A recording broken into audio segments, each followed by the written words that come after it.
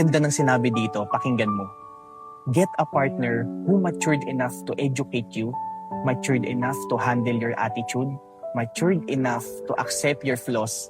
Remember, looks are everywhere, but a person with good mindset is rare. Hindi mo kailangan ng partner na maganda at gwapo lang. Madali lang yan. Kahit saan meron yan. Ang kailangan mo, yung partner na may emosyon at may utak. Yung kaya kang i-correct at hindi ka ito-tolerate sa mga kamalian mo. Yung kayang harapin yung attitude mo.